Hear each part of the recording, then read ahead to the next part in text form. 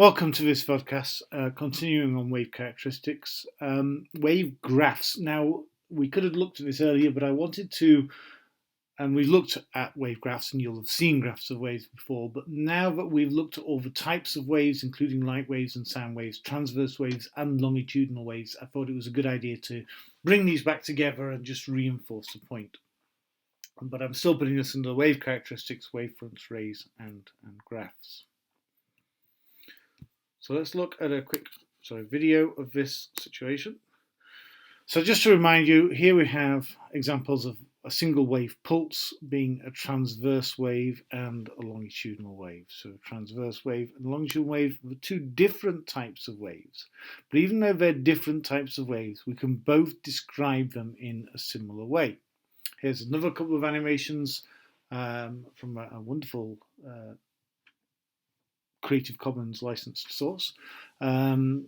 We have transverse waves. So now we're looking like a slice of transverse waves. And this is a bit more realistic for what's happening in say a water wave, or a succession of longitudinal waves. Dan Russell, that's who did the animations, and I think they're excellent. So full credit to him.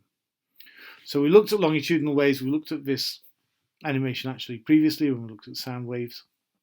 And so the wave carries on here, but notice how the particle itself is just moving backwards and forwards. So these are the two types of waves that we have, two types of transverse waves and longitudinal waves.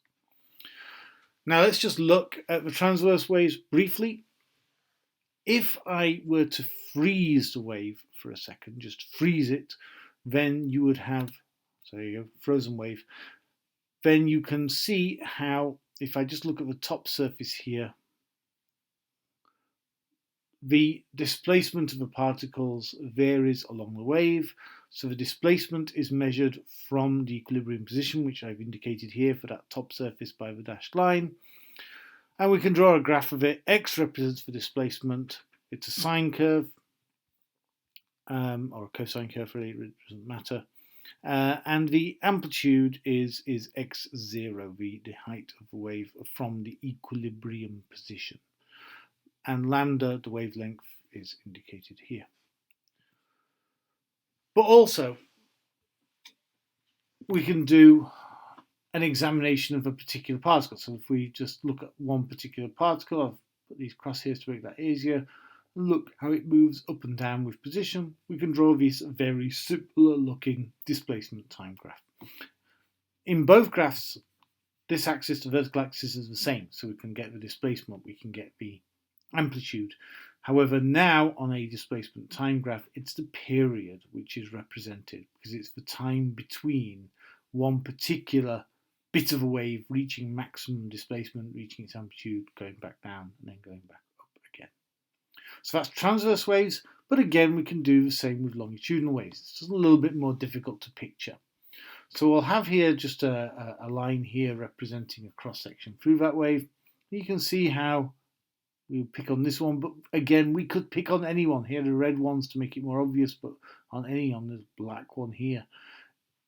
You can see how if we freeze the wave, if you go along these waves, there is an equilibrium position. And as we pass through a wavefront, 1, 2, 3, 4, 5, 6, these different wavefronts, they're a lot easier to see on the animation than when you freeze it. But as we pass through them, then the particles are going to be either displaced to the left or displaced to the right. So in a transverse, it's kind of easy because they're displaced up and down. But in a longitudinal wave, they're still displaced either to the left or right of where they would be in an equilibrium position. So this graph is still valid. It still shows that displacement and how that displacement changes with distance. It's just the direction of this displacement is now left and right because it's a longitudinal wave. And again, over time, put the crosshairs here, and you can see how this little red particle is bouncing backwards and forwards, oscillating backwards and forwards. So again, we can draw a graph of that.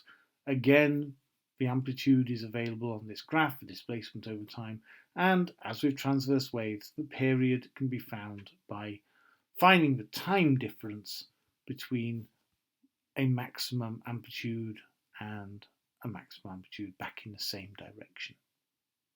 And of course, once you've found a period, you can find the frequency just because the frequency is 1 divided by the period is the inverse.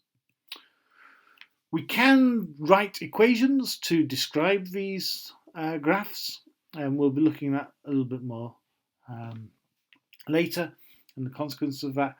But basically, if x is the displacement, then as it is a sine curve, we can sine theta, where theta represents the phase in this case, and x0 is the amplitude. So the sine goes up to 1, but we multiply that by the amplitude to give us the maximum value of displacement.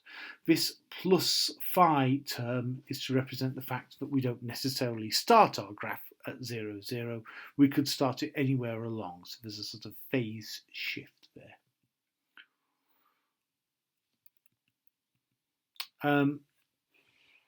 Going a little bit more advanced here, theta, we can add time to this for a distance time displacement time graph, by having a t value here, and this omega, which describes how the phase changes with time, the angular velocity or the angular frequency of the wave. For standard level, you don't need to worry about that. For higher level students, it will come in into the simple harmonic motion sections. Okay, so this wasn't totally connected with wavefronts and rays, but I still think it was important to put that there. So we now have a comprehensive look at how to draw graphs of waves, as well as wavefronts and rays. So we now have a complete graphical and mathematical description of waves. And we can look at some of the consequences of that in the next section.